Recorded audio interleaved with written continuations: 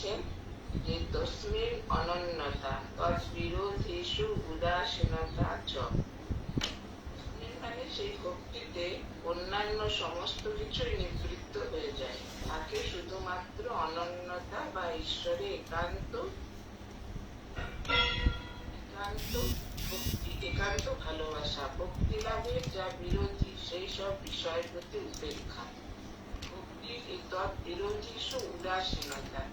উদাসীনতা কেন? মানে ভক্ত ভক্তি লাভের যে অন্তরায় সেগুলো তার একেবারে সযত্নে পরিহার করে। যেমন ঠাকুর বলছেন না যে ভক্ত যে হবে সে ঈশ্বরীয় কথা বই আর কোনো কথা তার থাকবে না, কোনো কথা তার ভালোও লাগবে না। সেই জন্য এখানে নারদ দেখুন সে একই কথা বলছেন যে অন্যান্য সমস্ত কিছু নিবৃত্ত হয়েছে, মানে কোনো কিছুতে ভক্তের আর প্রবৃত্তি থাকে না। একমাত্র প্রবৃত্তি থাকে সে ভগবানের প্রতি ভালোবাসাতে, থাকে শুধুমাত্র অনন্যতা ঈশ্বরের প্রতি একান্ত ভালোবাসা। যা বিরোধী সেই সব বিষয়ের প্রতি বলছেন যে ভক্তি হচ্ছে নিবৃত্তিমূলক। নিবৃত্তিমূলক কেন? যে ভগবানের উপর ভালোবাসা ছাড়া আর যে কোনো বিষয় ভক্তের কাছে সেটা আনন্দ লাগে, তার ভালো লাগে না। তাই বলছেন যে এই নিবৃত্তিটা কি, যে নিবৃত্তির বিপরীতে আছে কি অনন্য। মানে যখনই মনটা এই বিষয় থেকে উঠে যাবে তখনই কিন্তু ভগবানের প্রতি সে অনন্যা ভক্তি আসবে। তাই জন্য ঠাকুর দেখুন কথামৃতে কি বলেছেন, তিন টান এক হলে নাম লাভ করা যায়। প্রথম কি, মায়ের সন্তানের প্রতি টান,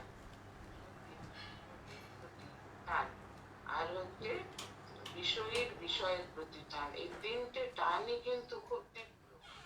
সেই তিনটে টান যদি কারোর হয় একসঙ্গে, এক ব্যক্তিতে আর কি, কারোর মনে যদি তিনটে টান একত্র হয় তবেই সে সেই ভক্তি লাভ করতে পারে। তাহলে দেখুন কি কঠিন ভক্তি লাভ করা।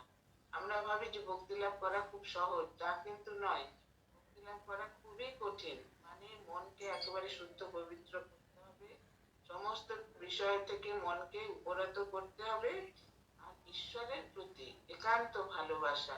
সেটা যখন আপনার চিত্ত শুদ্ধ হবে তখনই কিন্তু সেই ঈশ্বরের প্রতি ভালোবাসাটা আসবে। মানে একান্ত অনুরাগ, তা নইলে কিন্তু সে ভালোবাসা আসবে না।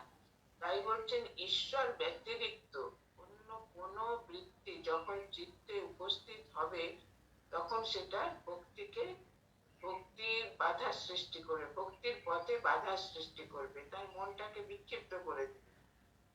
এই জন্য এখানে দেবর্ষী নারদ বলছেন যে ঈশ্বরের পথে যেগুলো, ঈশ্বর লাভের পথে বা ঈশ্বরকে ডাকার পথে যেগুলো অনুকূল সেগুলোই ভক্ত সযত্নে লালন করবেন, আর তার বিরোধী ভাবগুলোকে তিনি সযত্নে পরিহার করবেন। যেমন বিরোধী ভাব কি, এই জগতের বিষয়বস্তুর প্রতি ভালোবাসা, ভোগের প্রতি ভালোবাসা। সেই জন্য বৈরাগ্য বলতে কি বোঝানো হয়েছে, যে বিষয়ে বিরাগ আর ঈশ্বরে অনুরাগ। শুধু বিষয়ে বিরাগ নয়, অনেকে আছে তাদের বিষয়ে খুব বিরাগ আসক্তি নেই কিন্তু তাদের ঈশ্বরে অনুরাগ নেই, তাদের বৈরাগ্যবান বলা যাবে না। কিন্তু যে ব্যক্তির বিষয়ে বিরাগ আছে সঙ্গে সঙ্গে ঈশ্বরে অনুরাগ, সেই কিন্তু এই ভক্তি লাভের অধিকারী হয়। তাই বলছেন যে মানুষের মনে কখন বৈরাগ্য আসে, খুব আঘাত পেল বা কোনো বিষয়ে সে সাকসেসফুল হলো না, তখন মনে খুব একটা হতাশা ভাব আসে, কোনো কিছু ভালো লাগছে না। হ্যাঁ, বিষয়ের প্রতি তার বৈরাগ্য, কিন্তু কিছুক্ষণ পরেই বা কিছুদিন পরেই সে ভাবটা কেটে যায়। তাই বলছেন যখন ভগবানের প্রতি কারোর ভক্তি হয় তখন সেটা উত্তরোত্তর বাড়তেই থাকে। উত্তরোত্তর বাড়তে থাকে কেন? ভগবানের কৃপায় সেটা ভক্ত উপলব্ধি করে যে ভগবানের কৃপা আমি লাভ করেছি, আর যত আমি এটা অনুশীলন করব, তাকে চিন্তা করব, তার নাম গুণগান করব, ততই আমার এই ভক্তিটা বেড়ে যাবে, তখন সে আরো বেশি ভগবানের প্রতি অনুরক্ত হয়। তাই বলছেন ঈশ্বরের থেকে মনকে বিক্ষিপ্ত করে এমন যে কোনো বিষয় তাকে সম্পূর্ণ নির্লিপ্ত করতে হবে। এটি তদ বিরোধী উদাসীনতা, উদাসীন হতে হবে। উদাসীন হতে হবে কেন? তা না হলে তার মনটা ঈশ্বরের অনুরক্ত অনুরক্ত থাকবে না, কিছুক্ষণ পরে বা কিছুদিন পরে সেটা সেই মনটা অন্যরকম ভাব হয়ে যাবে। মানে ভক্তি লাভ করে তার যে মনের একটা চিত্তবৃত্তি নিরোধ হয়েছিল, বিষয় থেকে মন উঠে গিয়েছিল, সে থাকবে না। তাই বলছেন যে যে ভক্ত সে সবসময় অ্যালার্ট থাকবে, কি যে অন্য কোনো ভাব তার মনকে অধিকার করছে কিনা, বা ভক্তিপথের অন্তরায় যে ভাব সেগুলো তাকে বাধা সৃষ্টি করছে কিনা। এখানে বলছেন যে এই যে বৈরাগ্য মানুষের মনে আসে এই জগতের প্রতি, তখনই কিন্তু তার মনটা ভগবানের দিকে আকৃষ্ট হয়। যতক্ষণ সে এই জগতের প্রতি তার মন আকৃষ্ট থাকবে, ততক্ষণ পর্যন্ত সে কিন্তু ভগবানে অনুরক্ত হবে না। এটা আমরা গীতাতেও দেখতে পাই। গীতাতে কি বলছেন যে অনন্যাস চিন্তয়ন্ত মাং ইয়ে জনা পর্যুপাসতে তেষাং নিত্যাভিযুক্তানাং যোগক্ষেমং বহাম্যহম। ভগবান বলছেন যে অনন্য চিত্ত হয়ে যে ভক্ত নিরন্তর আমাকে চিন্তা করেন, তার যোগক্ষেম আমি বহন করি। মানে দদাম্যহম না, বহন করি, আমি বহন করে তাকে দিয়ে আসি। যোগ মানে যেটা তার, যে বস্তু তার নেই সেটা তাকে তিনি দেন, আর ক্ষেম মানে সেই বস্তু তিনি সংরক্ষণ করেন। এটা একটা কাহিনী আছে যে আপনারা জানেন, সে অর্জুন মিশ্র, তিনি খুব ভক্ত ছিলেন। একদিন তিনি গীতা পড়তে গিয়ে দেখছেন যে যোগক্ষেম বহাম্যহম কেন বলছেন, ভগবান আবার বহন করবেন কেন? তিনি খুব ভক্ত, ভগবানকে কষ্ট দিতে চান না, তাই তিনি সেটা কেটে লিখেছেন দদাম্যহম। তারপর তিনি বাইরে গেছেন ভিক্ষা করতে। তখন ভিক্ষায় কি সেদিন কিছু পাননি। ইতিমধ্যে দুটি ছোট ছেলে এসে, একজনের গায়ের রং শ্যাম বর্ণ, একজনের মানে শ্বেত বর্ণ ফর্সা, সে এসে দুই ঝুড়ি জিনিস এনে তার স্ত্রীকে বলছে যে এই জিনিসগুলো মা নাও। তখন তার স্ত্রী বলছেন, অর্জুন মিশ্রের স্ত্রী, যে কে তোমাদের এত ছোট বাচ্চার মাথায় কে এত বোঝা চাপিয়ে দিল? তখন বলছে এই তো অর্জুন মিশ্র, তোমার স্বামী তো দিয়েছে। তখন তিনি তো খুব দুঃখ পেয়েছেন যে এত কি মাথাটা খারাপ হয়ে গেল, এত ছোট্ট বাচ্চার মাথায় এরকম বোঝা চাপিয়েছে। তারপরে দেখছে তাদের পিঠে মানে দাগ, রক্তের এরকম দাগ, মানে মেরেছে যেন এরকম। তখন তো কে তোমাদের এরকম প্রহার করেছে যে পিঠে রক্ত বেরিয়ে গেছে? তখন তো ওই অর্জুন মিশ্রই, তোমার স্বামী তো এটা করেছে। তখন তো উনি দুঃখ পেয়েছেন। তারপরে ওরা নামিয়ে দিয়ে চলে গেছেন, উনি খুব দুঃখ প্রকাশ করলেন। তারপর কিছুক্ষণ পরে অর্জুন মিশ্র এসে বললেন, গৃহিণী আজকে কোনো ভিক্ষাতে কিছুই পাইনি। তখন অর্জুন, তার গৃহিণী বলছে যে তুমি তো দুজন বাচ্চা ছেলেকে দিয়ে দুই ঝুড়ি জিনিস পাঠিয়ে দিয়েছো, তাদের আবার প্রহার করেছো, তার পিঠে দাগ হয়ে গেছে, মাথায় বোঝা চাপিয়েছো, আর বলছো কিছু পাওনি। তখন অর্জুন মিশ্র ভাবছেন যে গৃহিণীর বোধহয় মাথা খারাপ হয়ে যাচ্ছে, এত দারিদ্র সহ্য করতে না পেরে মাথা খারাপ। আর গৃহিণী ভাবছেন যে অর্জুন মিশ্রের মাথা খারাপ। কি বলছো তুমি, আমি তো কিছুই পাঠাইনি। কি দুজন ছেলে এসে দিয়ে গেল, এই পরস্পর পরস্পরকে ভাবছেন, তারা মানে মাথার ঠিক নেই। তখন ওনার মনে হলো যে আমি তো গীতাতে কি করেছিলাম, কেটেছিলাম। গীতা তো ভগবানের মানে হৃদয়, ভগবানের শরীর। গিয়ে দেখছেন তখন চোখের জলে সে বহাম্যহম কেটে দদাম্যহম লিখেছিলেন না, এটা উনি আবার মুছে সে বহাম্যহম বলে, মানে তিনি বহন করে দিয়ে যান। এগুলো সব সত্য ঘটনা। মানে ভক্তের জীবনে এরকম অহরহ করতে থাকে। মানে ভগবানের কৃপা তিনি যে কিভাবে উপলব্ধি করেন সেটা মানে ভক্ত নিজেই বুঝতে পারেন। আর স্বামী যেখানে কি বলছেন যে এটা আমরা যখন কাউকে মানে কোনো কিছু ভালোবাসার পরিবর্তে কিছু প্রত্যাশা করি, সেটা হয়ে যায় কি ব্যবসার মতো, দোকানদার। এখানে ঠিক ঠিক ভালোবাসা বা ভক্তি থাকে না। মানে আমি তোমাকে এটা দিচ্ছি, তুমি আমাকে এর পরিবর্তে এটা দাও, না দিলে আমাদের মন খারাপ, মনে ক্ষোভ, হতাশা। কিন্তু এই যে কোনো কিছু প্রত্যাশা না করে ভগবানকে ভালোবাসা, এটাই হচ্ছে ঠিক ঠিক অহেতুক ভক্তি। মানে কোনো হেতু নেই। তার অনেক দৃষ্টান্ত আমাদের পুরাণে আছে, আমাদের শাস্ত্রে আছে। হ্যাঁ, তার এই যে ধ্রুব, প্রহ্লাদ, তারপরে আপনার মীরাবাই, নারদ, এর কত মানে কাহিনী আপনারা তো জানেন সেই সব। কিন্তু তারা কত, আর ইদানিং কালে আমাদের এই ঊনবিংশ শতাব্দীতে ঠাকুর মা স্বামী তারা কিভাবে ভালোবেসেছেন মানুষকে, প্রত্যেক জীবকে, শুধু মানুষকে নয়, আর সেই সঙ্গে শিখিয়েছেন কি ভগবানকে কি করে ভালোবাসতে হয়। ভগবানকে ভালোবাসলে আমাদের জীবন সার্থক, মানে মানব জীবনের উদ্দেশ্যই হচ্ছে ভগবান লাভ। ঠাকুর এটা বারবার বলেছেন কথা। কিন্তু ভালোবাসাটা কি, সেখানে আমাদের কোনো প্রত্যাশা থাকবে না। আর যখন আমাদের মন প্রত্যাশা বিহীন হবে, তখনই কিন্তু সেই ঠিক ঠিক ভক্তির উদয় হবে মনে, মানে অনন্য চিন্তাযুক্ত হয়ে যাবে। তখন সেই মনটা ভগবানের দিকে একেবারে পরিপূর্ণভাবে আকৃষ্ট হবে। বলছেন ভক্তির গোষ্ঠীপাতর কি, নিঃস্বার্থপরতা আর নিষ্কামতা। নিঃস্বার্থপরতা মানে আমি কোনো স্বার্থ সিদ্ধির জন্য ভগবানকে ভালোবাসছি না। ভগবান আমাকে যেভাবে রাখুন, যেখানে রাখুন, যেমন যে রাখুন, আমার জীবনে সুখ হোক দুঃখ হোক যাই হোক, আমি তাকে ভালোবাসবো। হ্যাঁ, যেটা পাণ্ডবদের জীবনে দেখুন কতবার তারা মৃত্যুর সম্মুখীন হয়েছেন। দুর্যোধন তো কতবার মারতে চেয়েছেন মানে তাদের, কিন্তু পারেননি, যেহেতু ভগবান তাদের সঙ্গে সঙ্গে আছেন। কিন্তু তারা কখনোই ভগবানের উপর থেকে সেই তাদের যে শরণাগতির ভাব, তারা সেটা মন থেকে তাদের দূর হয়নি। আর কখনো তারা স্বার্থপরতার প্রকাশ দেখান, সবসময় তারা নিঃস্বার্থ। আর নিষ্কামতা মানে কোনো কামনা থাকবে না। কামনা থাকলে কি হবে, আমাদের মনটা ঠিক ঠিক ভগবানে অনুরক্ত হবে না, কামনা বাধার সৃষ্টি করবে। সেই জন্য ঠাকুর বলছেন না, যে অহংকার হচ্ছে উঁচু ঢিবির মতো। সেই উঁচু ঢিবি, আমাদের মনে অহংকারটা উঁচু হয়ে আছে, সেখানে ভগবানের কৃপা অহরহ করছে, কৃপার পারে, কিন্তু সেখানে দাঁড়াতে পারছে না, গড়িয়ে পড়ে যাচ্ছে উঁচু ঢিবির মতো। তো তাই বলছেন কি, যে ভক্তির স্বরূপ এটাই বলছেন দেবর্ষি নারদ, যে ভক্তিতে কি হবে, ভগবানের প্রতি অনন্য ভক্তি হবে। আর সেই ভগবান লাভের পথে বা ভগবানকে চিন্তা করার পথে যারা বাধা সৃষ্টি করবে, সেই বিষয়ে ভক্ত একেবারে উদাসীন হবে, মানে সে যেন এই জগতেরই লোক নয়। দেখবেন ভক্তকে অনেকে বলে ওর তো কোনো দিকে মন নেই, কেমন নেই, কিন্তু তার মন সে ভগবানের দিকে দিয়ে রেখেছে, সেই জন্য সে এসব জাগতিক বিষয়ে অত আকৃষ্ট হয় না, আর মনও দেয় না।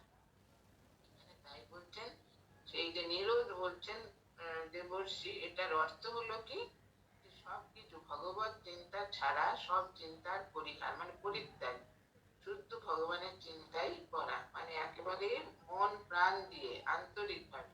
তারপর 10 শ্লোকটা দেখুন, অন্যাশ্রয়ানাং ত্যাগ অনন্যতা। বলছেন ঈশ্বর বা ঈশ্বরানুরাগ ভিন্ন অন্য যে কোনো অবলম্বনকে পরিহার করাকে বলা হয় অনন্যতা। অনন্যতা কাকে বলে, এটা অনন্য ভক্তি বললেন না আগের শ্লোকে। এখানে বলছেন ঈশ্বরানুরাগ ছাড়া যে কোনো বিষয় মানে পরিত্যাগ করাকে বলা হয় অনন্যতা, মানে একনিষ্ঠা ভক্তি বলে না, সে গোপীদের একনিষ্ঠা ভক্তি। গোপীরা যখন সে মথুরায় গেছেন, দেখছেন কি যে কৃষ্ণ সিংহাসনে বসে আছেন, তো রাজা, আর যে অনেক রাজ বেশ, তখন ওরা আমরা থেকে চিনি না, আমাদের সে কৃষ্ণ ব্রজধামে তিনি প্রচারণে যেতেন, বাঁশি বাজাতেন, মানে সাজগোজ এত আড়ম্বর ছিল না, এত সিংহাসন ছিল না, তিনি অন্য বলে তারা বলছে এর সঙ্গে কথা বলে আমরা কি দ্বিচারিণী হব, মানে আমাদের যে ভক্তি সেটা কি আমরা এখানে সেই ভক্তির কি আমরা মানে অন্যরকম এই করবো, ভক্তির মানে ব্যবহারটা আমরা এর সঙ্গে কথাই বলবো না, বলে তারা ঘোমটা দিয়ে মুখ ঢাকলেন। মানে তাদের এতখানি একনিষ্ঠ ভক্তি।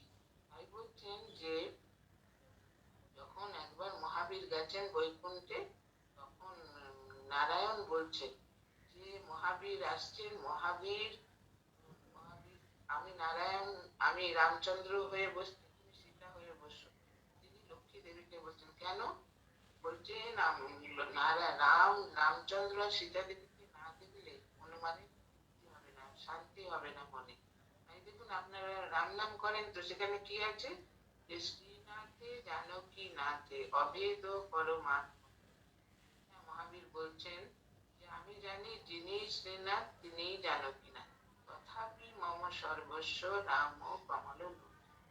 কিন্তু আমার সর্বস্ব হচ্ছেন আমার অন্তরের দেবতা হচ্ছেন শ্রীনাথ, সে পদ্ম পলাশ লোচন রাম। তাই জন্য বলছেন যে নারায়ণ সেটা জানতেন তো অন্তর্জামী, তাই লক্ষ্মী দেবীকে বলছেন তুমি সীতা হয়ে বসো আর আমি রামচন্দ্র হয়ে বসছি। এই যে নারায়ণ আর লক্ষ্মীকে দেখলে হনুমান শান্তি পাবেন না, তৃপ্তি পাবেন না। দেখুন এই হচ্ছে একনিষ্ঠ একনিষ্ঠ ভক্তি। বলছেন যে সমস্ত ধর্মকে আমরা শ্রদ্ধা করব, সমস্ত ধর্মকে আমরা স্বীকার করব, ভালোবাসবো, কিন্তু একমাত্র আমাদের নিষ্ঠায় থাকবে নিজের নিজের গুরুর প্রতি, নিজের ইষ্টের প্রতি। সেটা ইষ্ট নিষ্ঠা। আমরা কি জানবো যে আমার এই ইষ্ট তিনি আমার সর্বস্ব। হ্যাঁ, এই ইষ্টই আমার সারা পৃথিবীতে পরিব্যাপ্ত হয়ে আছেন, সমস্ত দেব দেবীতে পরিব্যাপ্ত হয়ে আছেন। আর তিনি এই যে বিভিন্ন মূর্তি ধারণ করেছেন, বিভিন্ন দেব দেবী, কিন্তু আসলে আমার অন্তরের নিধি হচ্ছেন তিনি, যে রূপে তিনি আমাকে কৃপা করেছেন। এটাই হচ্ছে একনিষ্ঠ ভক্তি। তার উদাহরণ এই যে হনুমান দাস পাবে। আর যত আপনারা দেখবেন ভক্তের কাহিনী আছে পুরাণে, তাদের এই প্রহ্লাদেরও সে হরি ছাড়া তার আর কোনো কিছু নেই, সব এই যে তার পিতা কত অত্যাচার করছেন, তাকে মারবার জন্য কত চেষ্টা, কিন্তু তিনি সেই যে আমার হরি সর্বভূতে তিনি আমাকে রক্ষা করতেন। এখানে তাই বলছেন যে অনন্যতা মানে কি, যে ঈশ্বরের অনুরাগ ছাড়া অন্য যে কোনো বিষয় পরিহার করা। আপনি এই জগতে থাকতে গেলে আমরা তো অনেক কিছু সংস্পর্শে আসি, অনেক বিষয়ের সংস্পর্শে, কিন্তু আমাদের লক্ষ্য রাখতে হবে যে সেগুলো আমাদের মনটাকে বিক্ষিপ্ত করছে কিনা। হ্যাঁ, আমরা কি ঈশ্বরকে ভুলে সেগুলো নিয়েই আমরা মনটাকে তাতেই লিপ্ত করে দিলাম, তা নয়। আমাদের দেখতে হবে যে সবকিছুর মধ্যে আমরা সেই ঈশ্বরেরই উপলব্ধি আমরা অনুভব করছি। তাই জন্য দেখুন ঠাকুরের কাছে যারাই আসতেন বা মার কাছে যারাই আসতেন, তারাই ঠাকুর তাদের সমস্ত প্রসঙ্গ সেই ভগবত প্রসঙ্গে ঘুরিয়ে দিতেন, আর মাও তাই করতেন। আর স্বামী ঠাকুর কি বলতেন যে তোমার মন থেকে কামনা বাসনা যাবে কেন, তুমি তার মোড় ফিরিয়ে দাও। তার একজন অন্তরঙ্গ পার্ষদ হরি মহারাজকে বলেছিলেন, স্বামী তুরীয়ানন্দজিকে। তিনি বলছেন মন তো কিছুতেই যাচ্ছে না ভগবানের দিকে, কত চেষ্টা করছি। তখন বলছেন যে মনের তো স্বভাব, তুই মোড় ফিরিয়ে দে। মোড় ফিরিয়ে দিয়ে যে মনটা বিষয়ের দিকে যাচ্ছে বা জগতের দিকে যাচ্ছে, সেই মনটাকে ভগবানের দিকে দাও। তুমি যা কিছু কাজ করবে ভাবো আমি ভগবানেরই কাজ, যা কিছু দেখবে ভাবো আমি তারই বিভূতি দেখছি, যা কিছু মনে চিন্তা হবে ভাবো যে আমি তারই চিন্তা করছি, সমস্ত কিছু অনুশ্রুত হয়ে আছে। তাই বলে গোপীরা বলতেন না যে যাহা যাহা নেত্র পড়ে কৃষ্ণ। সেখানে গোপীরা যেদিকেই তাকাতেন, সেই বন জঙ্গল পাহাড় পর্বত লোকালয় সর্বত্র তারা সেই কৃষ্ণকেই দেখতেন। এত তাদের ভক্তিতে তারা একবারে পরিপূর্ণ, 16 আনা ভক্তি, অন্তরে আর অন্য কোনো চিন্তা ছিল না। তারাও তো সংসারে ছিলেন, তাদেরও স্বামী পুত্র পরিবার সবাই ছিল, কিন্তু তারা এত ভগবানকে ভালোবাসতেন যে ভগবান ছাড়া তারা অন্য কিছু আর চিন্তাই করতে পারতেন না। এখানে তাই বলছেন যে অনন্যতা হচ্ছে এটা। হ্যাঁ, তাহলে আমরা যখন ভগবানকে আমরা ডাকতে বসবো সকাল সন্ধ্যায়, আপনারা তো বসেন, তখন চিন্তা করবে যে আমার মন কি ভগবানের প্রতি সে অনন্য ভক্তিতে সংলিপ্ত হয়েছে, নাকি আমি আরো 5টা চিন্তা করছি, তার সঙ্গে একবার ভগবানকে চিন্তা করলাম, 108 কি 1008 কি 10,000 জপ করে নিলাম, কিন্তু মনটা কি আমার ভগবানের প্রতি অনুরক্ত হয়েছে অনন্য ভাবে, আর কোনো চিন্তা আমার থাকবে না। এটাই এটাই দেবর্ষি বলছেন,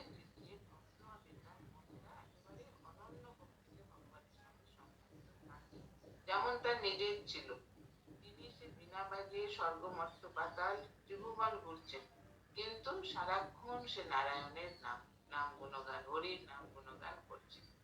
এরপরে দেখুন 11 নম্বর শ্লোকটা, লোকে বেদেষু তৎ অনুকূলা চরণম তৎ বিরোধীষু উদাসীনতা বলছেন লৌকিক বা শাস্ত্রীয় যে সমস্ত কর্ম ভক্তি লাভের সহায়ক ভক্ত সেগুলি আচরণ করবেন, যা প্রতিকূল মনে হবে সেগুলি সম্বন্ধে উদাসীন থাকবেন।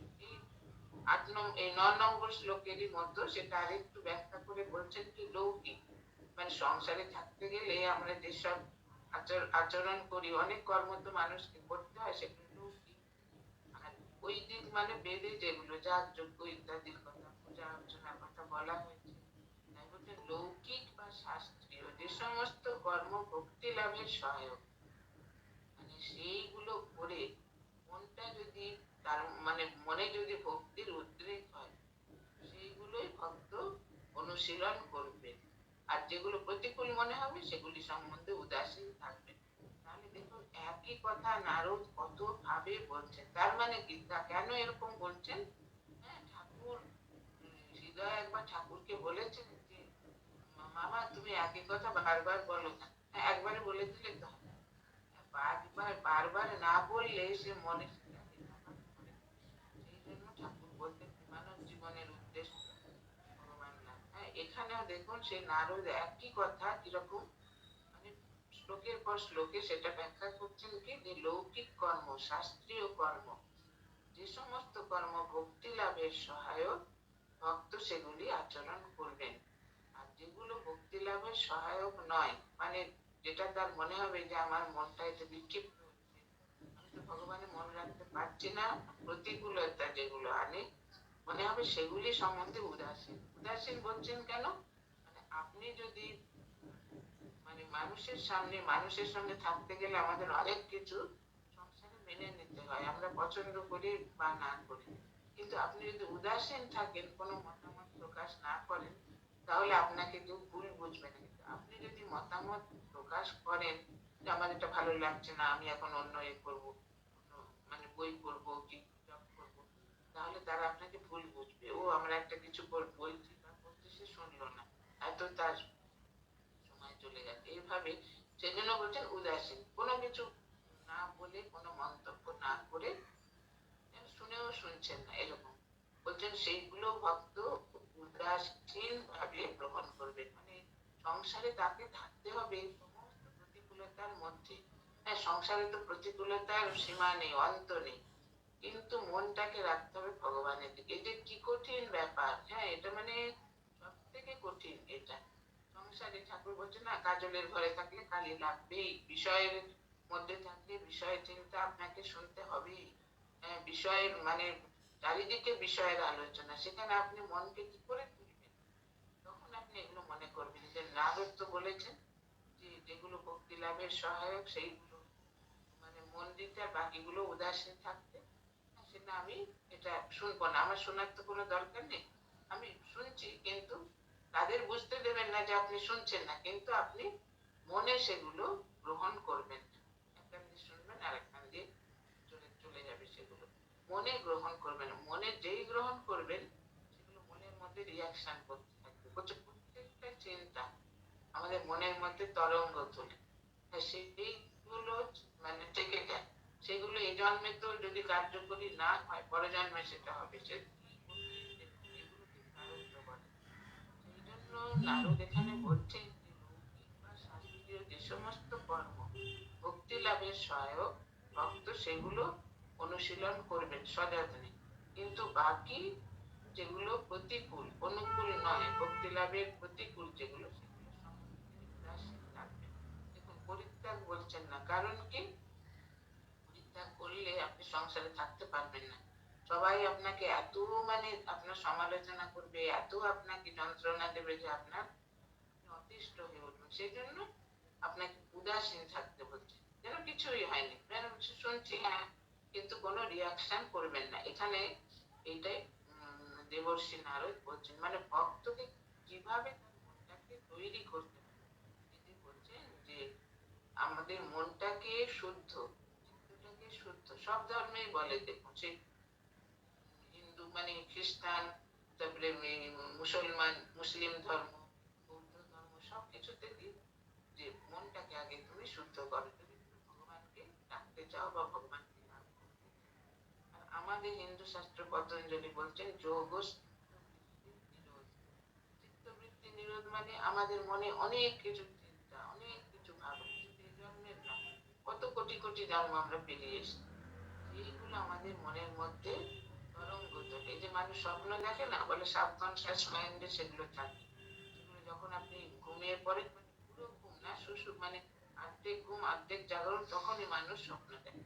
তাই জন্য বলছি, এগুলো তো আমাদের মনে বিক্ষিপ্ত ভাব সৃষ্টি করে, সেই মন কখনো শান্ত হতে পারে না। একটা চিন্তা গেল, আরেকটা চিন্তা এলো, সেই চিন্তাটা গেল, আরেকটা এলো, তরঙ্গের পর তরঙ্গ। সেই জন্য বলছে যে ভক্ত তখন সেসব ব্যাপারে উদাসীন থাকে। তারপরে 12 নম্বর শ্লোকটা দেখুন, ভবতু নিশ্চয় দার্ঢ্যাৎ ঊর্ধ্বং শাস্ত্র রক্ষণম। বলছেন যতক্ষণ ইষ্টের প্রতি নিষ্ঠা দৃঢ় ভূমিতে প্রতিষ্ঠিত না হচ্ছে, ততক্ষণ শাস্ত্র বাক্য মেনে চলা প্রয়োজন। এটা কেন বলছেন? যে মানুষ যদি মানে ইষ্টের প্রতি তার নিষ্ঠা নেই, তখন কি হবে? সে শাস্ত্র কেউ মানছে না, সে তখন তার জীবনটা বিশৃঙ্খলায় পড়ে যায়। যেমন দেখুন, আমাদের যারা মানে দীক্ষা নিয়েছে, দীক্ষার সময় তো বলে দেন গুরুদেব যে সকাল সন্ধ্যে তুমি জপ করবে অন্তত 108 বার। সেটা যদি কেউ মনে করে যে সকালে তো করেছি, আর সন্ধ্যে করার কি দরকার, বা স্মরণ মনন করলেই হবে, না, তা কিন্তু হবে না। যতক্ষণ ইষ্টের প্রতি নিষ্ঠা মানে কি? মানে আপনার মনটা সর্বক্ষণ ইষ্টের শ্রীপাদ পদ্মে থাকবে, ইষ্টের চিন্তায় মগ্ন হয়ে থাকবে। যেমন গোপীদের যেমন মন ছিল, হনুমানের যেমন ছিল, প্রহ্লাদের যেমন ছিল, ধ্রুবের যেমন ছিল, মীরাবাইয়ের যেমন ছিল, কত কাহিনী। সেইগুলো এইরকম নিষ্ঠা যখন হবে, তখন মন আর আপনার বিচলিত হবে না। যতক্ষণ না নিষ্ঠা হচ্ছে, দৃঢ় নিষ্ঠা, বলে শুধু নিষ্ঠা নয়, একদম মানে সেই নিষ্ঠার আর কোনো এদিক ওদিক হবে না, সেই নিষ্ঠা কখনো আপনার কমে যাবে না, সেটা দিন দিন বাড়তেই থাকবে। দৃঢ় ভূমিতে প্রতিষ্ঠিত না হচ্ছে, ততক্ষণ শাস্ত্র বাক্য মেনে চলা প্রয়োজন। মেনে চলা প্রয়োজন মানে এই যে শাস্ত্রে যা বলেছে, যে সকাল সন্ধ্যায় তোমরা ইষ্ট নাম স্মরণ করবে, ইষ্ট মন্ত্র জপ করবে, তারপরে যে পুজো অর্চনা, গঙ্গা স্নান করা, গীতা পাঠ করা, চণ্ডী পাঠ করা, রামায়ণ মহাভারত পড়া, এগুলো মানে শাস্ত্র অধ্যয়ন করা। তারপরে যতক্ষণ পারো মনটাকে সেই ইষ্ট চিন্তায় মানে পূর্ণ রাখা, মগ্ন রাখা, এইগুলো এই যে শাস্ত্র বাক্য, এগুলো আমাদের খুব নিষ্ঠার সঙ্গে পালন করতে হবে। কেন? মনটাকে ঠিক মানে সংহত করার জন্য। মনটা তো আমাদের সংকল্প বিকল্প।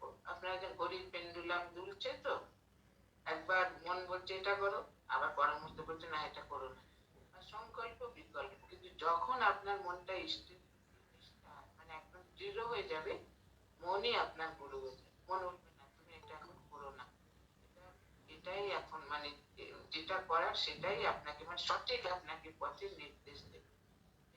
ঠাকুর বলছেন যে সাধন করতে করতে মনই গুরু হয়ে যায়, মনই সব বলে দেয় এটা করো, এটা করো না। এটা বলছেন সেটা কিন্তু খুব সময় সাপেক্ষ ব্যাপার, সাধন সাপেক্ষ ব্যাপার, যে মনটা আপনার তৈরি হয়েছে কিনা। তাই বলছেন যতক্ষণ না এই ইষ্টের প্রতি নিষ্ঠা হচ্ছে, ততক্ষণ শাস্ত্র বাক্য, শাস্ত্রতে যা বলেছে সেটা আমাদের মেনে চলা প্রয়োজন। আমরা যদি ভাবি যে আমরা কিছুই মানবো না, আমরা নিজের মতো চলবো, তাহলে কিন্তু সেই মানে আমাদের যে পথের এর থেকে আমরা আমাদের লক্ষ্য থেকে আমরা বিচ্যুত হয়ে যাবো। তখন যে আমাদের পদস্থলন হবে আমরা নিজেরাও জানি।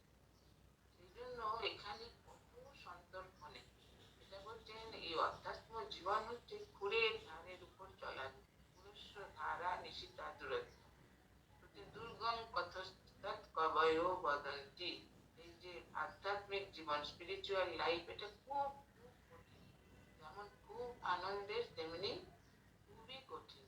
সেই বলছেন একটু যদি এদিক ওদিক মনটা বিচলিত হয়ে গেল, বা মনের মধ্যে আপনার ক্রোধ এসে গেল, বা রাগ এসে গেল, বা অন্য কোনো পরশ্রীকাতরতা এসে গেল, বাস আপনি সেখান থেকে আপনি যত উচ্চে উঠেছিলেন তত আপনার নিম্নে আপনি চলে যাবেন। সেই জন্য মনকে করাই হলো, এজন্য মন্ত্র বলে। মন্ত্র মানে কি? মন তোর, মানে গুরুদেব বলবেন এখন হয়ে গেল, তুই এখন এই মনটা ব্যবহার করবি, এই মন্ত্র জপ করে তুমি মনকে সংযত করবে। এটাই হচ্ছে মানে নির্দেশ আর কি শাস্ত্রে। সেই জন্য সেই মনটা যতদিন না সংযত হচ্ছে, ততদিন না ঈশ্বরের প্রতি দৃঢ় নিষ্ঠা, দৃঢ় ভক্তি হচ্ছে, ততদিন কিন্তু শাস্ত্র বাক্য মেনে চলতে, ততদিন আমরা যা খুশি তাই করতে পারবো না। এটাই বলছেন নারদ। নারদ তিনি তো দেবর্ষি নারদ, তিনি তো ভগবানের একেবারে প্রিয় ভক্ত। এটা সকল মানুষের জন্য, সব মানে মানুষ যাতে এটা অনুসরণ করতে সেই জন্য এটা বলছেন। তারপরে 13 নম্বর দেখুন যে অন্যথা পাতিতা সংকয়া বলছেন, অন্যরূপ করা হলে মানে যদি সে শাস্ত্র বাক্য মেনে না চলে, তাহলে পতনের আশঙ্কা মানে লক্ষ্যচ্যুত হওয়ার আশঙ্কা, সে বিচ্যুত হবে। ভক্তি লাভের আগে এইসব কর্ম ত্যাগ করলে মূল আদর্শ থেকে সে হতে পারে, এই সম্ভাবনাটা থাকবে।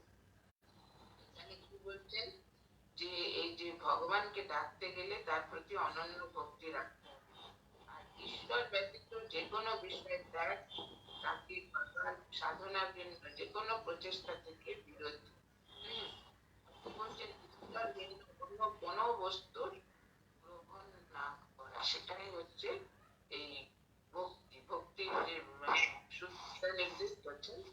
আর নিত্য নৈমিত্তিক কর্ম, শাস্ত্রীয় কর্ম পরিত্যাগের কথা বলা হলেও সেগুলো বলছেন যতদিন না মনে সেই ভক্তির দৃঢ় নিষ্ঠা হয়, ততদিন পর্যন্ত সেগুলো মানতে হবে।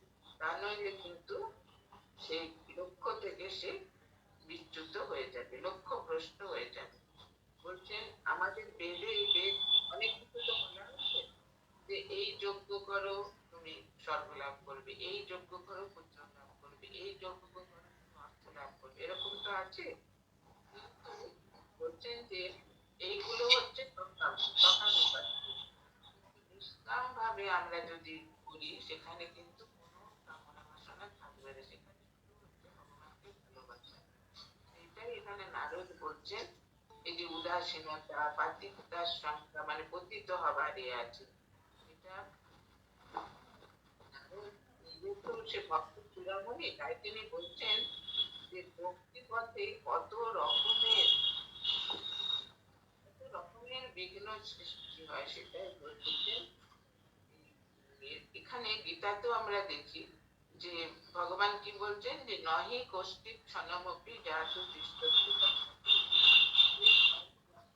কেউ এক মুহূর্ত থাকতে পারে না। সুতরাং কর্ম তো আমাদের করতেই হবে। সে কর্মটা কিরকম, যে আমরা সেই কর্ম করে মনটা আমাদের বিক্ষিপ্ত হচ্ছে না ভগবানের প্রতি সংযুক্ত হচ্ছে, সেটা আমাদের লক্ষ্য রাখতে হবে। বলছেন যে কর্ম করে মনটা আমরা সংযত করে ভগবানের প্রতি করতে পারবো, সেটাই আমাদের লক্ষ্য, সেটাই করতে হবে।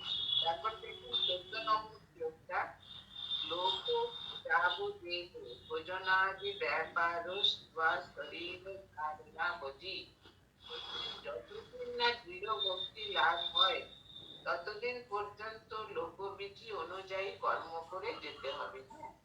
যতদিন না ভক্তি লাভ হয়,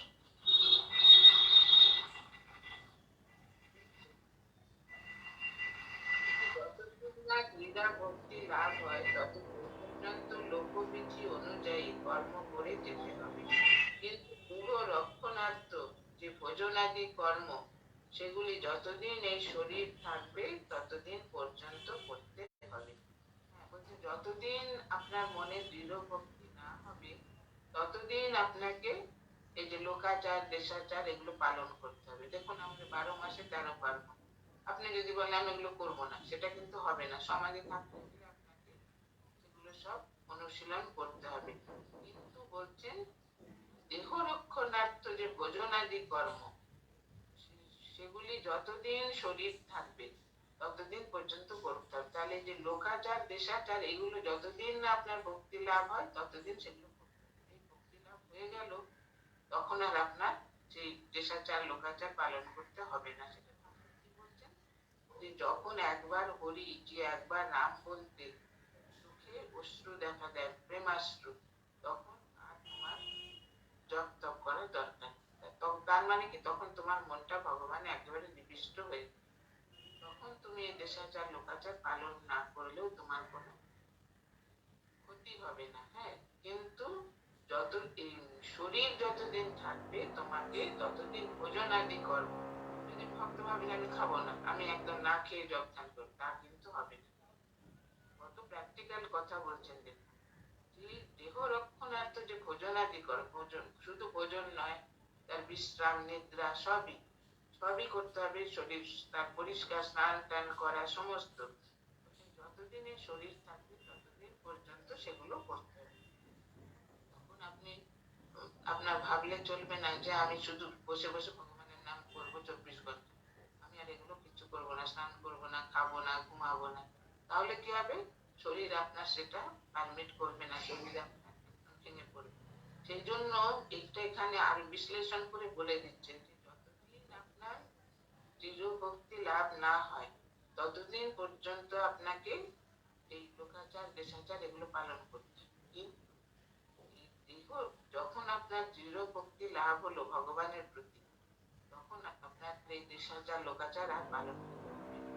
কিন্তু এই যে শরীর রক্ষণের জন্য যে নিদ্রা, তারপরে খাওয়া, ক্ষুধা পেলে খাওয়া বা বিশ্রাম, এগুলো আপনাকে করে যেতে হবে। মানে এগুলো যদি আপনি না করেন, আপনার শরীর তো একটা যন্ত্র, তাকে যদি আপনি ঠিক সময় খাদ্য না দেন বা ঠিক সময় বিশ্রাম না করেন, সেটা আপনার অসুস্থ হয়ে পড়বে। সেই জন্য দেখুন, মানে ঠাকুর বলছেন না যে ভক্ত হবি তো বোকা হবি কেন। অনেকে ভুলটা করে, সারা রাত জেগে জপ করছে, পরের দিন আর উঠতে পারলো না, তারপর কিছুদিন এরকম করলে অ্যাসিডিটি হয়ে গেল, তখন আর সে মানে শরীর নিয়ে সে ব্যস্ত হয়ে গেল। এই জন্য বলছেন শরীরটাকে সুস্থ রেখে তোমাকে এই সাধন ভজন সবকিছু করতে। তাই বলছেন ভক্ত হবি তো বোকা হবি কেন। হ্যাঁ, তোমাকে তো বোকা হতে বলিনি, তোমাকে ভক্ত হবে কি, তার চোখ কান সবসময় খোলা থাকবে, যে আমি কি করছি, কি চিন্তা করছি, কি ভাবছি, কি করব, সমস্ত কিছু তার একেবারে প্ল্যান হবে। আর আমার সমস্ত কর্ম, সমস্ত চিন্তা, সবকিছু ভগবানের, আমি মানে এটা ভগবানের উপর নির্ভর করছি তো, ভগবানের চিন্তা করছি তো, তার কাজ বলে করছি তো, এইভাবে তার সব সময় আপনাকে সেটা লক্ষ্য রাখতে হবে। সেই জন্য বলছে যে সবসময় অ্যালার্ট থাকবে। ভক্ত সবসময় অ্যালার্ট, যে কোনো অন্য চিন্তা যেন মনে না ঢোকে, আর যদি বা ঢোকে সেটাকে সযত্নে পরিত্যাগ করে, আর শুদ্ধ ভগবানের মানে অনুকূলে, যে ভক্তি লাভের অনুকূলে যেসব চিন্তা, সেগুলো করা। বলছে পান ভোজন শয়নাদি, হ্যাঁ, অঙ্গ সঞ্চালনাদি, যে সমস্ত জৈব ক্রিয়া, এটা আমরা বেঁচে থাকতে গেলে শেষ দিন পর্যন্ত আমাদের যতক্ষণ প্রাণ থাকবে ততক্ষণ আমাদের এই খাওয়া দাওয়া বিশ্রাম ঘুম এগুলো আমাদের করতেই হবে। বলছেন এটা নিয়ে, জীবন রক্ষার বিষয় নিয়ে আমরা উদ্বিগ্নই বা হবো কেন। হ্যাঁ, দেহ যায় যাক, তাতে ক্ষতি কি, কিন্তু এটা আমরা অনেকে ভাবতে পারে যে ভগবান লাভ তো করার জন্য আমি চেষ্টা করছি, জপ ধ্যান করছি, দেহ থাকবে তো গেলে যাবে। কিন্তু না, বলছেন দেহ হচ্ছে দেবালয়, আমাদের দেহের মধ্যে তিনি রয়েছেন। আমাদের শাস্ত্রে বলছে বেদে যে দেহটা হচ্ছে দেবালয়। হ্যাঁ, শরীরটার মধ্যেই তিনি জীবাত্মারূপে বাস করছেন। সুতরাং দেহটাকে আমাদের যত্ন করতে হবে। এই কারণে কি, পরিষ্কার পরিচ্ছন্নতা, ঠিক সময় খাওয়া, ঠিক সময় বিশ্রাম, এগুলো করলে কি হবে বলুন তো, শরীর সুস্থ থাকবে। শরীর সুস্থ থাকলে আপনি খুব ভালো করে ভগবানকে ডাকতে পারবেন, তার স্মরণ মনন করতে পারবেন, তার চিন্তা করতে পারবেন, সবকিছুই আপনার ভালোভাবে হবে। সেই জন্য বলছেন ভগবান লাভের জন্য, ভগবানকে চিন্তা করার জন্য আমাদের শরীরের যত্ন করা দরকার। আর একটা কারণ হচ্ছে তিনি রয়েছেন এই শরীরের মধ্যে। যেমন আমরা মন্দির পরিষ্কার রাখি, ধূপ ধুনা এগুলো দিই, ঠাকুরকে মালা পরাই, ফুলের চন্দন, এসব মানে পূজার উপকরণ, চন্দন এগুলো তো এগুলো রাখি না, সেই রকম দেহটাকে পরিষ্কার পরিচ্ছন্ন রাখা, ঠিক সময় আহার করা, ঠিক সময় বিশ্রাম করা, তাহলে থাকবে। শরীর যখন আপনার ভালো থাকবে, মনও প্রসন্ন থাকবে। মন যখন প্রসন্ন থাকবে তখন আপনি মন প্রাণ দিয়ে ভগবানকে ডাকতে পারবেন, তখন আপনার মনে কোনো উদ্বেগ হবে না। শরীর যেই মনের সঙ্গে আমাদের শরীরে অচ্ছেদ্য সম্পর্ক। দেখবেন শরীর একটু যদি খারাপ হয় মনটা খারাপ হয়ে যায়, আবার মন যদি খারাপ হয় শরীরও কিছু করতে ইচ্ছা করে না। সেই জন্য বলছেন শরীর মনে এই যে ওতপ্রোত সম্পর্ক, এটার জন্যেই আমাকে ভগবান লাভ যে করতে চায় সে শরীরের যত্ন করবে, অযত্ন করবে না কখনো। কারণ সে জানবে কি এই শরীর দিয়েই আমাকে তাকে লাভ করতে হবে। শরীরটা কিছুই না, শরীর একদিন পঞ্চভূতে বিলীন হয়ে যাবে, কিন্তু যতক্ষণ আছে ততক্ষণ তাকে আমাদের যত্ন করতে হবে, যাতে আমরা সুস্থ থাকি। সুস্থ থাকলে আমরা ভগবানকে ডাকতে পারবো, তার চিন্তা করতে পারবো। হ্যাঁ, আমরা তিনি যা বলেছেন সেগুলো করতে পারবো, আর যত তাকে স্মরণ মনন করবো তত আমাদের মনটা তার প্রতি নিবিষ্ট হবে। তাহলে দেখুন কত কিছু, এই শরীর যদি সুস্থ থাকে তাহলে করা যায়। শরীর সুস্থ না থাকলে কিছুই করা যায় না, কাজও করা যায় না, ভগবান ডাকা তো দূরস্থ। এই জন্য বলছি শরীরকে তোমাদের সুস্থ রাখতে হবে। আর জীবন ধারণের জন্য যে অত্যাবশ্যক বিধি নিয়ম, হ্যালো, সেগুলো আমরা মানে বেশি আমরা বাড়াবাড়ি করব না, কিন্তু আমরা শরীর যাতে সুস্থ থাকে সেই সেই মানে চেষ্টাটা আমরা নিজের শরীর যাতে সুস্থ থাকে সেজন্য যত্ন করা কর্তব্য। হ্যাঁ, বলছেন শরীর সুস্থ আমরা কেন রাখবো, যে এই শরীর দিয়েই আমরা সেই ঈশ্বর উপলব্ধি, ভগবানকে আমরা উপলব্ধি করবো। সেই জন্য শরীরকে করতে নেই, বলছে শরীরকে উপেক্ষা করতে নেই।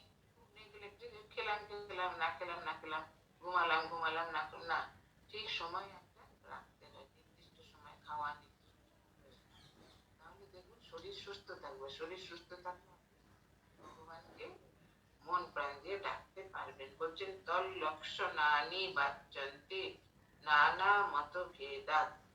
বলছেন ভিন্ন ভিন্ন ব্যাখ্যাকার বা প্রবক্তার মতানুসারে ভক্তির লক্ষণগুলো, এতক্ষণ তো দেবর্ষী নারদ বললেন তার মত মানে ভক্তি সম্পর্কে। এবার বলছেন কি ভক্তি মার্গের কয়েকজন বিশিষ্ট আচার্যের মতবাদ এই পরিচ্ছেদে এবার আলোচনা করা হবে। এক একজন আচার্য এক এক রকম সংজ্ঞা দিয়েছে, মানে তারা যে উপলব্ধি করেছেন সেই উপলব্ধির আলোকে তারা ভক্তির সংজ্ঞা নির্ণয় করেছেন।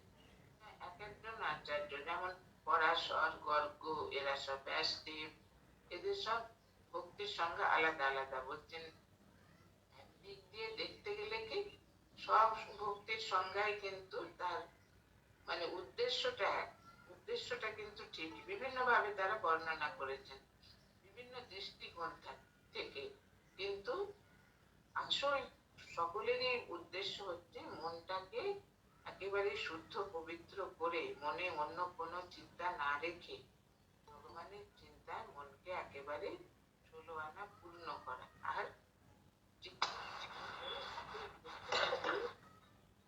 এই যে নারদের বললেন এই 15 শ্লোক পর্যন্ত যে কিভাবে ভগবানকে ডাকতে হবে, কিভাবে মনকে শুদ্ধ পবিত্র করতে হবে, কিভাবে শরীরের সঙ্গে মনের একটা অঙ্গাঙ্গি সম্পর্ক, সেই মনকেই যত্ন করতে হবে। কিন্তু এরপরে নারদ বলছেন যে এই যে ভক্তির সম্বন্ধে বিভিন্ন আচার্য যে বলেছেন সেইগুলো আলোচনা, সেই আলোচনাগুলো আমরা তাহলে পরের দিন সেটা করবো, কেননা এটা এতক্ষণ পর্যন্ত নিজের মত তিনি বললেন লক্ষণানি বাচ্চন্তে নানা মত ভেদাত। বলছেন সেই যে ভক্তির লক্ষণাবলী বিভিন্ন জনের বিভিন্ন বিভিন্ন রকম অনুভব, সেই জন্য এখানে আরো যে পরবর্তী 16 নম্বর শ্লোক থেকে বলবেন যে ভক্তির যে আচার্য যারা, এই যে ব্যাসদেব, পরাশর, তারপরে গর্গ মুনি, এরকম যে এরা যে শাণ্ডিল্য, এরা সব বিশিষ্ট মানে আচার্য, তারা কি বলছেন এই ভক্তিযোগ সম্বন্ধে সেই তাদের যে মতবাদ গুলো তিনি আলোচনা করবেন, সেটাও ভক্তি লাভের সহায়ক। কিন্তু নারদের যে মানে মতবাদ, যেটা যে নারদ যেটা বলেছেন সেটা এই 15 নম্বর শ্লোক পর্যন্ত বলে তারপর নারদই এগুলো আলোচনা করবেন যে পরাশর কি বলেছেন, গর্গ কি বলেছেন, ব্যাসদেব কি বলেছেন, এটা শাণ্ডিল্য কি বলেছেন। এরা সব বড় বড় মানে আচার্য, আমাদের ভারতবর্ষের এরা মহান আচার্য, এরা বড় বড় তাদের মতবাদ গুলো নারদ আলোচনা করবেন। নারদীয় ভক্তি সূত্রের মধ্যে তিনি সেগুলো করেছেন। আর এই যে ভক্তির কথা তো বলা হচ্ছে যে এখানে কেন বলছেন ভগবান রামকৃষ্ণদেব কি বলেছেন হচ্ছে যুগ ধর্ম। কারণ দেখুন কলিতে ধর্ম হচ্ছে এক পাত। হ্যাঁ, সত্য যুগে ধর্ম ছিল 4 পাত। মানুষের অনেক আয়ু ছিল আর মানুষের মন খুব ধর্মপরায়ণ ছিল। তখন মানুষের প্রাণটা ছিল মজ্জাগত। মজ্জা মানে হাড়ের মধ্যে ম্যারো, যেটাকে বলে বোন ম্যারো, মানে একেবারে অন্তরে মানে মজ্জাগত ছিল ধর্মটা। সেটা তখন ধর্ম ছিল 4 পাত সত্য যুগে। ত্রেতা যুগে কি হয়ে গেল? ত্রেতা যুগে একবার ধর্ম কমে গেল আর মানুষের মনটা ধর্ম থেকে অনেকটা মানে নেমে এলো, বিচ্যুত হলো। আর তাদের মানে অত আয়ু থাকলো না মানুষের। মানুষের প্রাণটা কি হয়ে গেল? অস্থিগত, মানে মজ্জার পরে অস্থি, অস্থি মানে হাড়, অস্থিগত হয়ে গেল। ধর্ম হয়ে গেল 3 পাত। এটা ত্রেতা যুগে। আর দ্বাপর যুগে কি হলো? দ্বাপর যুগে ধর্মের ভাব আরো কমে গেল। হ্যাঁ, মানুষের মনটা, মানুষের আয়ুও কমে গেল, মানুষের মনটা মানে অত ধর্মের দিকে থাকলো না, মানে অধর্মের দিকে বেশি গেল। আর এটা হচ্ছে মনটা কি হলো? এই মাংসগত হয়ে গেল। হ্যাঁ, মাংসগত মানে অস্থির পরে মাংস। দেখবেন আমাদের মজ্জাটা হাড়ের ভেতর থাকে, তারপরে হাড় মানে অস্থি, তারপরে মাংস, শরীরের যে গঠনটা, সেটা প্রাণটা হয়ে গেল মাংসগত। মাংসগত মানে অনেক গ্রস হয়ে গেল। আর ধর্ম হয়ে গেল দ্বিপাদ, মানে দুটো পাদ ধর্মে, অনেক দুটো কমে গেল, ধর্মভাব কমে গেল, আয়ু কমে গেল মানুষ। দ্বিপাদ ধর্ম মানে বেশিরভাগ লোকই ধর্ম মানেই না, স্বীকারও করে না, আচরণ তো দূরের কথা। আর কলি যুগে কি হলো? ধর্ম এক পাদ, ধর্মের একটা পাদ, 3 পাদ চলে গেল। মানুষের মন অনেক মানে এইসব বিষয় বাসনায় ডুবে গেল, মনের অনেক অধঃপতন হয়ে গেল। আর প্রাণটা হয়ে গেল অন্নগত। বলে না কলিতে অন্নগত প্রাণ। দুদিন আপনি অন্ন গ্রহণ না করলে আপনার শরীর যায় যায়। এটা কেন হলো? যে ধর্মটা এত, ধর্মভাবটা কমে গেল, যে ধর্মের একপাত। তো সেই জন্য কলি যুগে ভগবান কি করলেন? যে তার সমস্ত শক্তিটা তিনি নামের মধ্যে দিয়েছেন। সেই জন্য বলে যে মানুষটা তো তপস্যা করতে পারবে না। সত্য যুগে মানুষ খুব তপস্যা পরায়ণ ছিল, সেটা যুগেও ছিল, তারপরেও ছিল কম বেশি, কিন্তু কলি যুগে একেবারে তপস্যা ভাব নেই। মনটা একেবারে বিষয়াসক্ত হয়ে গেছে। সেই জন্য ধর্ম এক পাক, অনেক মানুষ মানে নাস্তিক, তারা কি করবে? মানুষ সেই জন্য ভগবান কৃপা করে তার সমস্ত শক্তি নামের মধ্যে দিয়েছেন। বলছে কি কলিযুগে কেউ যদি নিষ্ঠা করে নাম জপ করে, হ্যাঁ, খুব আন্তরিক ভাবে, যে আমি ভগবানের নাম জপ করছি, স্বয়ং ভগবানকেই আমি ডাকছি, ভগবান আমার সমস্ত কিছু, আমাকে রক্ষা করবেন, তিনি জগৎকে পালন করছেন, জগৎকে সৃষ্টি করেছেন, আবার সংহারও করবেন, তিনি আমার সর্বস্ব। এই যে ভাবটা, এই যে ভগবানের প্রতি একান্ত ভালোবাসা, এইটা হলেই বলছেন কি সে জপাত সিদ্ধি, তাতেই সে সিদ্ধি লাভ করবে। মা বলছে না জপাত সিদ্ধি, জপাত সিদ্ধি। আর বলিতে চৈতন্য দেব বলেছেন যে নামের মহিমা, তুমি সবসময় মানে জপ তপ সাধন ভজন না করতে পারো, তুমি শুধু নাম গুণগান করো। এই যে হরি নাম করা, তিনি সারা মানে আচন্ডালে প্রেম বিতরণ করলেন। এতে কি হলো? মানুষের মনটা ভগবানের দিকে গেল। মানুষের মন ভগবান থেকে একেবারে বিচ্যুত হয়ে যেত। ঠাকুরও কৃপা করে দেখালেন। দেখুন এই দক্ষিণেশ্বরের থেকে এত সাধন ভজন করে তিনি সেই সাধনার ফল মার চরণে অর্পণ করলেন। নিজে কত কষ্ট করে সেই কলকাতায় গিয়ে ভক্ত বাড়িতে থেকে তিনি এই ভগবানের কথা, এই ভক্তির কথা দেখবেন ভগবান যখন আবির্ভূত হন তখন ভক্তির কারণেই, কিন্তু ভক্তির কারণেই তিনি এত যে তিনি সর্বব্যাপী, হ্যাঁ সর্ব মানে সারা তিনি, হ্যাঁ সারা মানে বিশ্ব ব্রহ্মাণ্ডের অধীশ্বর, তিনি এত ছোট একটি মানুষের মধ্যে ধারণ করে আসেন কেন? ভক্তের সঙ্গে লীলা করবেন বলে। ভক্তকে মানে ভক্তকে উপলক্ষ করে তিনি মানুষকে পথ দেখাবেন। হ্যাঁ, তিনি মানুষকে পথ দেখাবেন যে তোমাদের এই মানব জীবন তোমরা সার্থক করো। সার্থক কিভাবে করবে? ভগবানের নাম গুণগান করে। মনটাকে তার চিন্তায় তোমরা একেবারে পূর্ণ করে ফেলো। মন যখন তার চিন্তায় পূর্ণ হয়ে যাবে তখন তোমাদের জগতের কোনো কিছুই তোমাদের মনে আর বিক্ষেপ সৃষ্টি করতে পারবে না।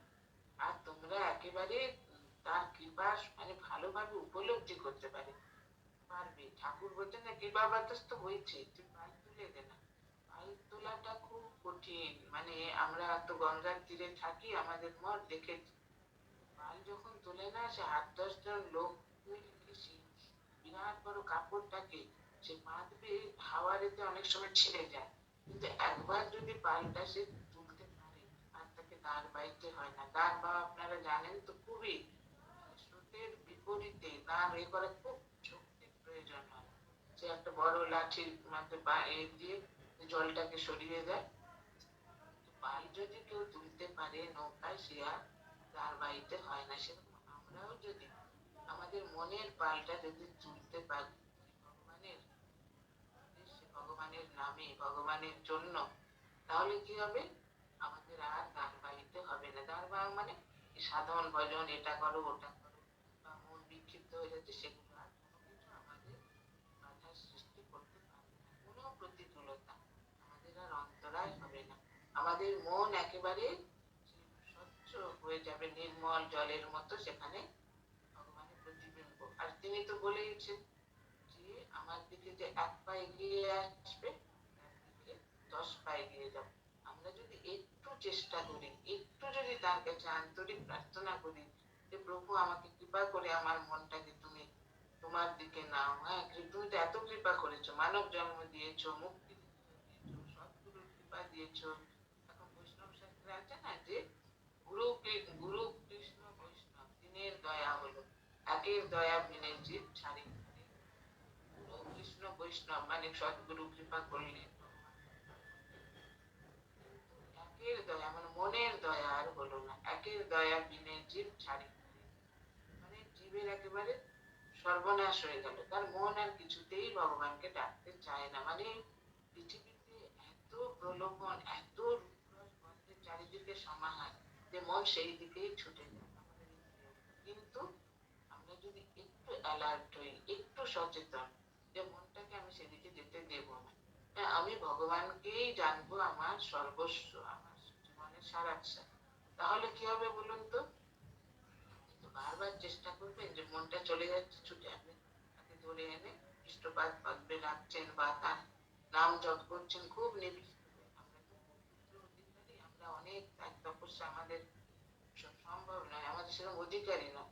সেই জন্য আমরা এই জবটাই ভালো করে যদি করি আর স্মরণ মনন করলে কি হবে? আপনার মনে একটা আন্ডার কারেন্ট বইতে থাকবে, না শুভ চিন্তা, শুদ্ধ চিন্তা। সেটা যখন আপনি জব করতে বসবেন সেই মনটা তখন স্থির হয়ে বসে যাবে।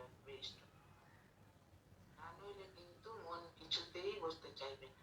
মন আর আমাদের একজন মাতাজি বলতেন, শ্রদ্ধাপ্রাণা মাতাজি, যখন জব করতে বসেই তুমি জব করবে না, জব করতে বসেই মনটাকে তুমি চারিদিকে মানে এই 10 দিক, এই পূর্ব পশ্চিম উত্তর দক্ষিণ উত্তর অধর সমস্ত 10 দিকে শুভ চিন্তা, সকলে সুখে থাকুক, সকলে সুস্থ থাকুক, সকলে আনন্দে থাকুক, এইটা এই প্রার্থনা সকলের জন্য আপনি যখন প্রার্থনা করবেন তখন আপনার মনটা দেখবেন মানে আনন্দে শান্তিতে ভরে যাচ্ছে, মনটা শান্ত হয়ে যাচ্ছে। মানে তখন এত মনের একটা মানে শান্তি আপনি অনুভব করবেন, সেই মন দিয়ে তখন আপনি ভগবানকে ডাকবেন। নইলে কাজ করতে করতে এসে দৌড়ে দৌড়ে এসে বসে পড়লেন, বসেই মালা করাতে লাগলেন, ফলটা হবে না, মন কিন্তু স্থির হবে না, মন তখন লাফাতে থাকবে। সেই জন্য আসনে স্থির হয়ে বসে চতুর্দিকে 10 দিকে, চতুর্দিক নয়, 10 দিকে শুভ চিন্তা আপনি মনে মনে চিন্তা করুন। মনের খুব অসীম শক্তি। আপনি যদি শুভ চিন্তা করেন, সেটা দেখবেন কত মানুষের তাতে কল্যাণ হবে। কত হিমালয়ের ঋষি মুনিরা তারা সাধনা করছেন, তারা কখনো লোকালয়ে আসেন না। তাদের সেই যে সাধনা, সেই সাধনার ফল আমরা ভোগ করছি আকাশে বাতাসে, শুভ চিন্তার ফল। তারা শুদ্ধ ভগবানের সেই মনটাকে বিষ্ণু রেখেছেন, আর লোকের কল্যাণ তারা প্রার্থনা করছেন সারা।